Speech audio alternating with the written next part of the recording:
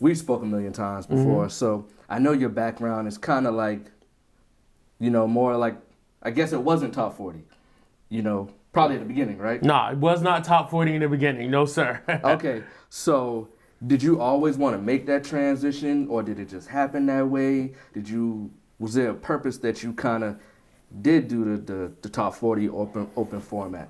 That's a great question. I would say that I did the Chitlin circuit, and the Chitlin circuit was basically all the black juke joints, all the country clubs, Mosquito Beaches, Peter Miller's, Toby's out in Park and Ferry. Even when I was in Alabama, we was doing all of the like urban or country clubs. But I liked all types of music, so it wasn't just, and I wouldn't call it trap back then because trap that term came out in the mid 2000s. So all of the old school No Limit, Pastor Troy. Yeah, Pastor Troy, down south Georgia boys, Deacon Board down in Alabama, all the No Limit stuff, all the Cash Money stuff. So I was coming in that era of music, which was like bounce and dirty South.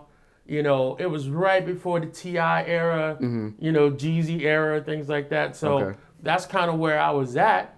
But at the same time, that was the J-Lo era, the Ja Rule era, you know what I'm saying? The Justin Timberlake era, like the Beyonce Crazy in Love era. Like, so you had all of these big pop records that you necessarily could not play in the urban clubs because they would throw shit at you. You know what I'm saying? Trying to hear that. Yeah, if it wasn't No More Playing GA or No Limit Soldiers, like they wasn't rocking with it. You know what I'm saying? So that kind of was like an eye-opening thing for me, being able to do those clubs, and then when I would go out personally and have a good time, I would go to the top 40 clubs and get a little bit of everything because I was a dancer. I grew up in the 80s and 90s in an era where you could dance and not get shitted on by your other dudes, and that's how you got the ladies, if you could bust a move. So I come from out of that era, so I always wanted to dance, and so I can only dance really at the top 40 club, because in the urban club, you can rock up and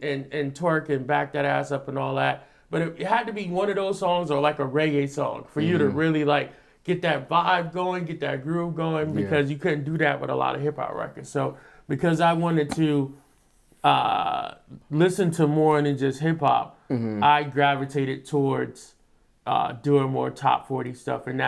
And doing top 40 stuff, you realize that they love hip hop too. They just love a little bit of everything. So that was more, my upbringing was a little bit of everything. Like I had VH1, I had MTV, and I had BET. So I was watching all three of those channels and liking, 9 Inch Nails and the Red Hot Chili Peppers and things like that. So I grew up with Madonna, and Bruce Springsteen and The Who and, the Beatles and all these other artists that was like, oh, this is dope music and it doesn't have to be hip hop. So that kind of made me gravitate towards doing more open format.